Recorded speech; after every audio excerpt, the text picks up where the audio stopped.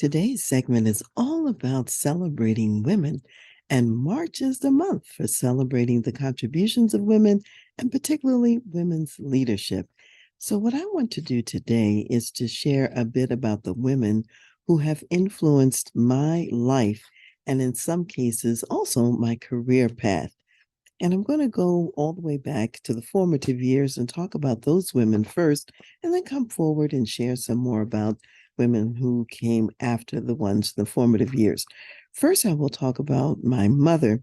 My mother was a person who had the gift of conversation. She could speak and she could write and talk to anyone. Most of all, I remember her for her generosity and her thanksgiving. She was a person of tremendous gratitude.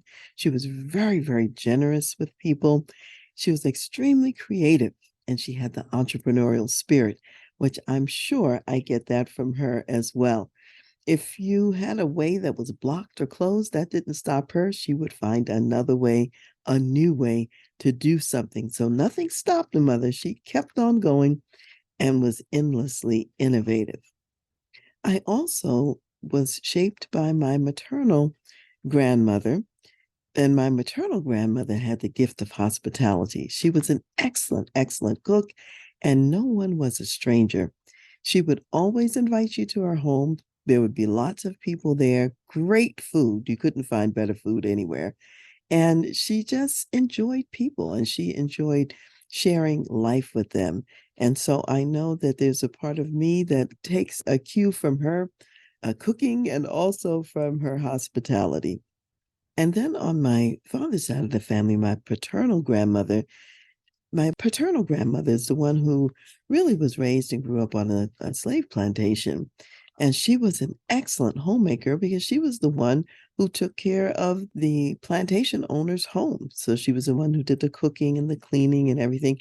And Grandmother Rosa, she had a real bent for excellence in everything she did. She didn't have much. She was, in many ways, you would have to call her poor in terms of how my father grew up. Whatever she did have, though, she kept it in good condition. And she would take a broom and could do something with the broom that most people couldn't do with far more powerful equipment. So she didn't let any limitation stop her from taking pride in her home, excellence in her home, taking care of her family and her children. And she was a homemaker par excellence on all fronts. And then I want to mention my great aunt Jean. My great aunt Jean was the adventurer of the family, and she still is. She was the one who did all the international traveling. She was very avant garde, very artsy. And if anybody was getting on, she was the first person I knew to get on an airplane and go places. And she was always going places on the airplane. And back in those days, when you could go to the airport and see people off, we would go down to the airport and see her off on her various adventures. For many, many years, she lived in California, and that was a very exotic place from our perspective, as we were from the East Coast, and, traveled widely and had new experiences and met new people. That was my maternal grandmother's youngest sister. And my grandmother, my maternal grandmother, she also was a person who could meet strangers and people from all over the place and really enjoyed that a lot. And I have a lot of those qualities from them as well. And then I'll mention my godmother, Aunt Julia. Aunt Julia, she had a level of excellence in everything she did too. There was always going to be high quality in all of her undertakings. I especially admired her home and her taste in furniture and in decorations to this day. She and I still have very similar tastes to one another. And I remember once my mother going to my Aunt Julia's house and then coming to me and saying, your Aunt Julia has that same chair in her house that you have in your house. And sometimes my mother could exaggerate. So I thought she was really saying, oh, it was something similar. And not that it was exactly the same, but when I went to my Aunt Julia's house, she had the exact same chair. So we did have very similar tastes. We still do have similar tastes in various things. And Aunt Julia could do a little bit of anything. She could cook very well, especially baking. She makes the best crescent cookies that I've ever tasted in my life. I've always loved her crescent cookies that she made at Christmas time. She could sew, and when she made clothes for herself, they were beautiful. You would never know that they were made by anyone at home. They fit all the standards of professional tailoring, and that's how Aunt Julia is. And I really learned that excellence from her, high quality in everything that she did. Next, I'll mention Sister Dungy. Sister Dungy was one of the ladies of the church where I grew up, and she was older than my parents. So, in many respects, she was probably more like a grandmotherly kind of figure. And Sister Dungy was interesting because she was a librarian, a very learned woman. She was highly educated and she was a lifelong learner. She believed in continuing to learn everything. And for my environment, she was a healthy living person. So my grandmothers, both of them cooked traditional soul food kind of food. However, Sister Dungy had learned to take that food and somehow make it more healthy. And so instead of cooking the cabbage all the way until it died, she would cook it and it would have a little crunch to it. She wouldn't necessarily put the meat in it, and it was still delicious. So from her, I learned the beginnings of healthy living, and I would consider myself a gourmet health cook even to this day. She also was a very godly woman, and everything that she did, she had a sense of doing things right as well. And I learned from watching her. My learning with her was a lot observational because in her house, I'd go over there. She might decide that day she's going to clean the stove or that she's going to clean out the kitchen fan, that's in the wall. She would take these things apart to the most minute detail that I didn't even imagine was even possible. And she would thoroughly clean all of these things. And at the same time, while she was cooking, cleaning, whatever she was doing, she would also be talking. We would be having conversations. And even though she was a much older woman, she was not behind the times. And what I mean by that is no subject was taboo for her. We even talked about things like, well, what if somebody sexually assaults you or does whatever? How to even survive and get out of that with your life. She talked to me about things like that, which was not common, but way back then at that time and for her age group in particular. What was also interesting in this mentoring relationship is she had me to co teach with her when she was teaching vacation Bible school for the first graders. And so I was a protege and I was learning how to teach others the Bible. And that has served me well all of these years in my life.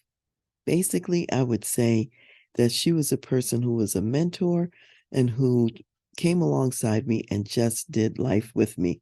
I will always remember Sister Dungy as long as I can remember anything. She was a very important person in my life.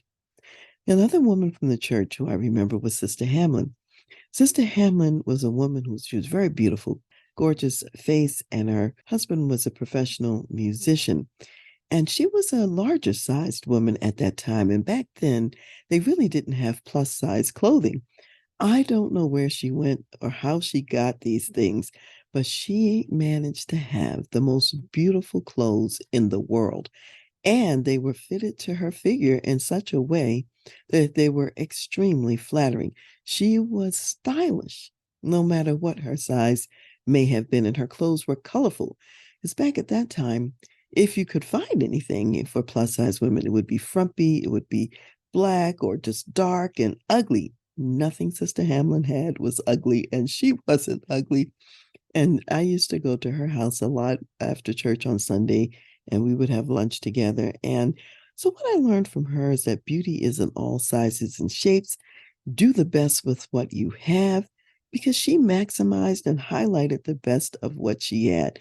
So, in my life, some years postmenopausal, when I gained an extra 10 pounds, which really didn't look good on me, I just started a second wardrobe, a wardrobe for that size. And I also had a wardrobe for my regular size, and there were beautiful clothes in both wardrobes. I learned that from Sister Hamlin. And so, whatever size I was, I'd go to that closet and pull out something nice that I could wear. no matter what.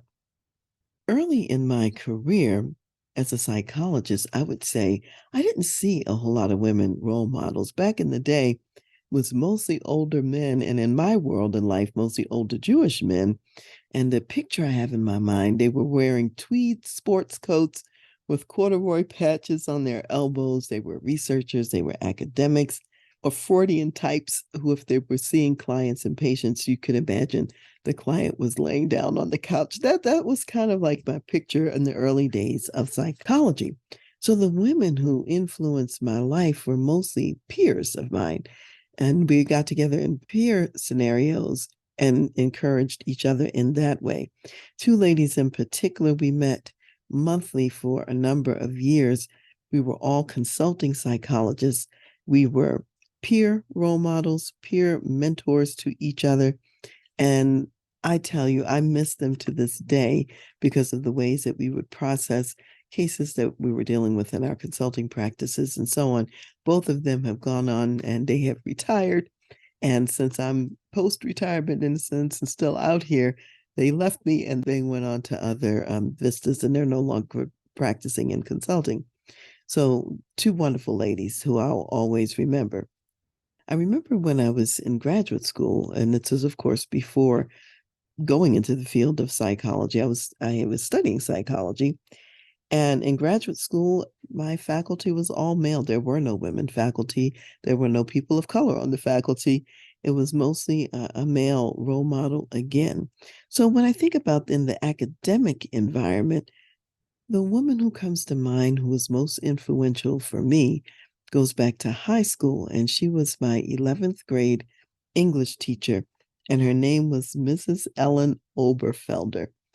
What a wonderful woman she was, and she insisted on academic excellence. She was great at English grammar and at literature. I loved literature, so I was fine on that part. Wasn't so crazy about English grammar, but she would not let you get away with anything. Mrs. Oberfelder would make you correct whatever the errors were. And so my papers would come back, red lines everywhere, torn up. And when I went to college later, I recognized what a gift it was that I had this training from Mrs. Oberfelder, and I still had to learn even more in college. And I said to myself, I probably should have paid more attention while I was in her class, but she probably, I would say, is the teacher who influenced me the most. And the learning from her, I still use today in the writing that I do in my work. Currently, I have also a group of women entrepreneurs that I meet with on a monthly basis, and I call them the Wise Women Group. Fabulous women. They're not psychologists like me. We're all in very different fields. However, they are an inspiration, and we encourage each other to really take big steps and to push ourselves beyond the normal boundaries to do something significant out there. I will say this, and most of you know this, I was an Army officer as well. And when I was in the Army, I would have to say the song that makes me think about the Army years was James Brown's song, It's a Man's World. And in his song, It's a Man's World. And he says, then the part of the refrain, though, he said, but it wouldn't be nothing, he says, without a woman or a girl. So this song that James Brown recorded, he recorded it first in February of 1966 in New York City. And he wrote the song with a woman named Betty Jean Newsom. So they wrote it together. And I think that's significant too.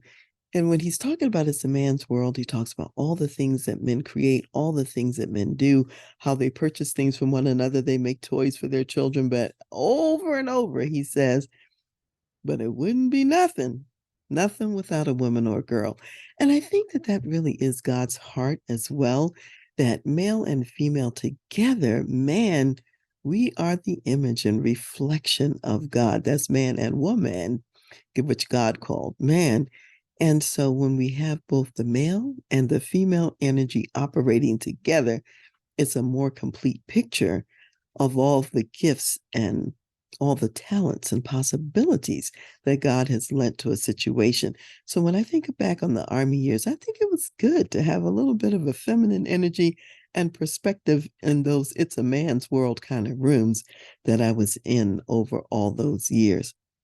Later on, when I was working at the Center for Creative Leadership and I was a faculty member there, in those early years, we would have classrooms of about 24 people for the leadership training programs that we did with corporate leaders. And at that time, out of 24 participants, there would be weeks there were no women at all, and other weeks when there were 1 to 4 women. If you had 4 women, wow, that was considered a lot. Mostly there were men in those jobs at the time. And so companies weren't sending women to these premier courses that were for executive level men. Well, I say executives, but they were mostly men at the time. So at one point, and I should mention, when we did training programs, there were usually 2 trainers at the same time for these leadership courses. So 2 men could train together. That was something that CCL found was appropriate for the marketplace. And a man and a woman could also train together. They did not pair 2 women together. So there was one week that came up, and I really believe there was a shortage probably of male faculty members and male personnel.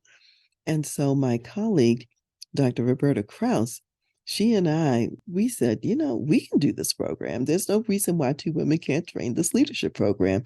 And so they were reluctant to have us go out there and do it. However, we did it. We ran that program for the week, mostly men in the class, although there were a few women as well. And we didn't disclose to the class until the end, at the very end of the week on the last day, that this was the first time in the history of the Center for Creative Leadership that 2 women were training together. And they were shocked. And they said, as far as they were concerned, it was an excellent experience. And they just couldn't imagine that they would have a class that didn't have the 2 of us. And so after that, we broke that ground, and female-female pairings continued after that time. So I would always say, too, that in my career and in my life, I've always been a pioneer, probably on the front lines of doing something that was being done for the first time. And so that isn't just an example. Also want to mention a colleague of mine who's been a friend and a role model in leadership, and her name is Juana Bordes. And Juana is a powerful Latina woman. She's an immigrant to the United States, and her family was from Nicaragua. I met her first at the Center for Creative Leadership when she came there, and she was already a powerhouse in her own right. And she was the founder of Mi Casa Women's Center, the founder of the National Hispana Leadership Institute. Over the years, she has been an advisor to the Kellogg Fellows Program, a past vice president of the Greenleaf Center for Servant Leadership, and she's one of 50 leaders that was chosen by the Colorado legislature to design the state's future plan. She's won all kinds of awards, all kinds of acknowledgments as outstanding woman in business, the Colorado Women's Hall of Fame, so many that I can't name them all. She's also an author. Her first book was Salsa, Soul, and Spirit, which was award-winning.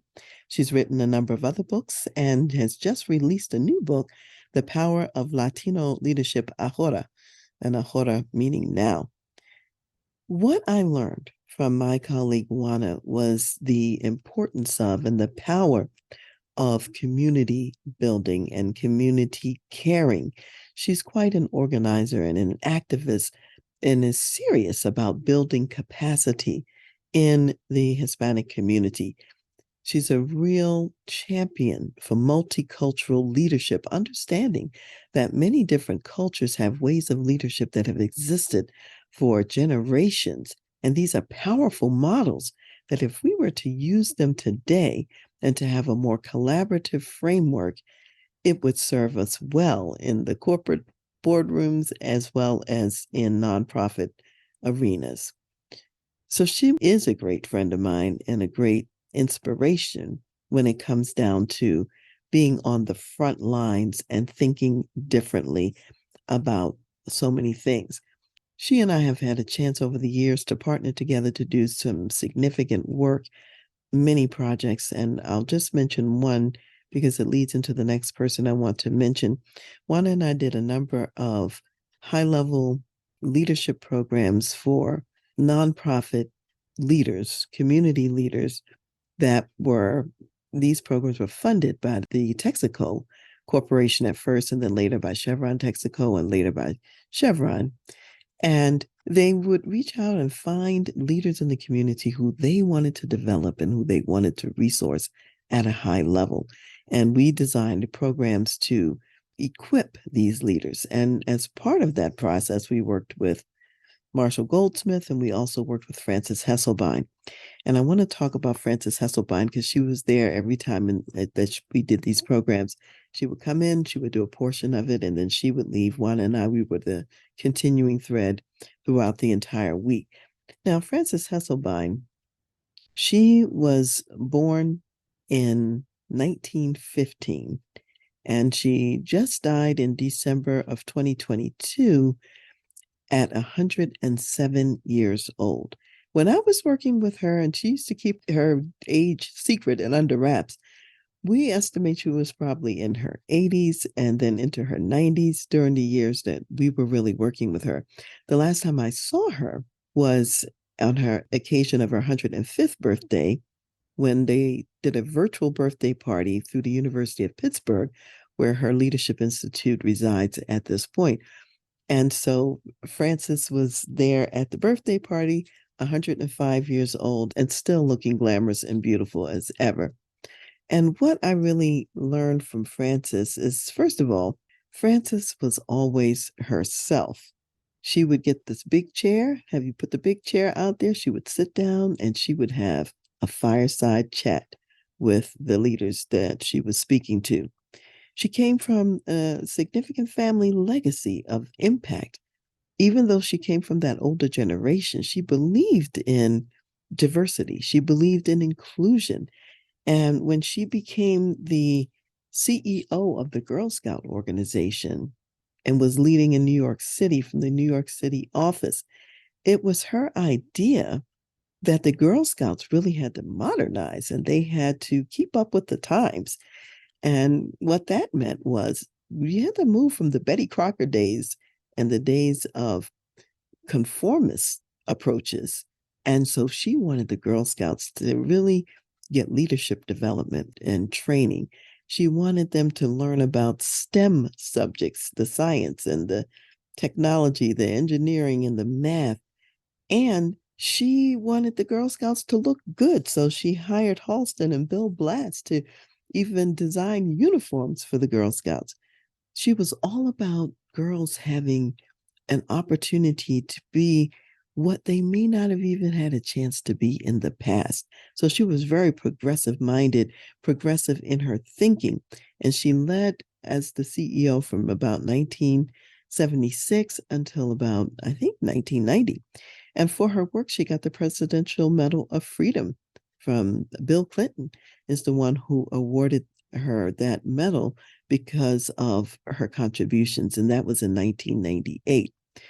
While she was the leader, she even added a dimension to the Girl Scouts and created the daisies. And the daisies were for kindergartners and first graders, so that even at young ages, she could reach a wider group of girls, including those who are in single parent homes, and build into them.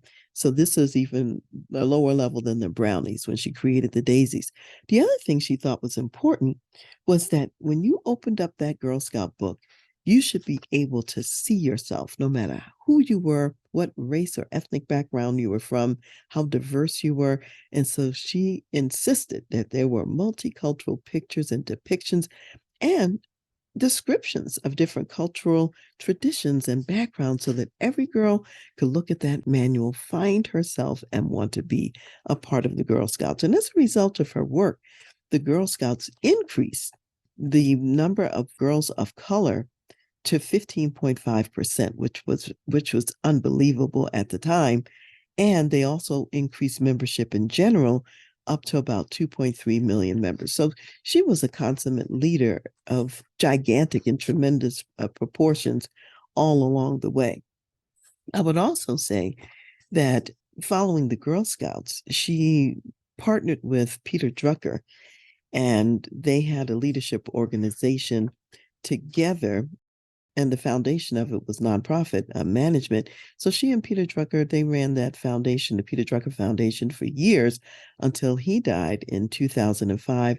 And then Frances Hesselbein continued to lead it. They renamed it Leader to Leader Institute. And then eventually the organization moved to the University of Pittsburgh as the Leadership Forum. And so she's been involved in leadership and public service for a long time. And in fact, I knew that she did a lot of work with the military, which was of interest to me since I had been a military officer. And what I didn't know is that she was actually at West Point in 1951. And this is quite significant. In 1951 at West Point, she was the chair for the study of leadership at the U.S. Military Academy in the Department of Behavioral Sciences and Leadership. And when I was at West Point, they still had that department at West Point. And she was the first woman and the first non-graduate to serve in that position. So 1951, that goes back quite a ways, that she was already on the front lines, leading in some unusual ways in some unusual places. She had a saying that pretty much characterized her and that everybody knows about her. And that is, she said, to serve is to live. That was her motto. I think that's pretty important. To serve is to live. And I think one of the reasons that I so admired Frances Hesselbein is because she had some values that were pretty profound, and they dovetail with my values as well. Her whole life is about to advance the art and science of leadership and public service. That's what she was really about. And she would say also that the bottom line is measured not in dollars and cents, rather in changed lives. And she also said, our times call for ethical leaders with a moral compass that works full time. Now imagine that if we had ethical leaders who had a moral compass that worked full time, what a beautiful world. This would be even more so than it is already. She also said that leadership is deeply personal and an act of love and care for others. I believe that too, that leadership really is about loving and caring for other people and creating the positive environments where they flourish and where they thrive and where profitability also happens as well. And Frances said, leadership is a matter of how to be, not how to do. It's all about being. And you need to be first. And from your being, then comes out what you ultimately end up doing. And about age, Frances says age is irrelevant. It's what you do with your life that matters. Age is irrelevant. It's what you do with your life that matters. So whether you're young out there now and you're wondering, well, what do I have to contribute? Or if you're older like I am and you're thinking, do I still have anything to contribute? I would say yes, you have lots to contribute. And if you didn't, you wouldn't still be here on the planet. So God will keep you here as long as He says you have something to contribute. And look, Frances' life was dedicated to service, and she lived to be 107. There may be a formula in that in terms of longevity. I'll leave that for you to think about. What I want to close with today are some verses from Acts, the 2nd chapter, and starting with verse 17. And Peter is speaking, and he says, he's reminding the early church of some prophetic words that first appeared in Joel, the 2nd chapter, verses 28 through 32. So this is an Old Testament prophecy. And it says, and it shall come to pass in the last days, says God, that I will pour out of my spirit on all flesh. Your sons and your daughters shall prophesy. Your young men shall see visions. Your old men shall see dreams. And on my men servants and on my maid servants, I will pour out my spirit in those days, and they will prophesy. I will show wonders in heaven above and signs in the earth beneath, blood and fire and vapor of smoke. The sun shall be turned into darkness and the moon into blood before the coming of the great and awesome day of the Lord. And it shall come to pass that whoever calls on the name of the Lord shall be saved. And I just draw your attention to the fact that God's plan always, from the beginning, was to pour out his spirit on all flesh, men and women, that his kingdom might advance on the earth with all of the talent that he's put in both men and women. So as we celebrate women's leadership, please remember it was God's idea first. Enjoy this month. Celebrate the women leaders around you.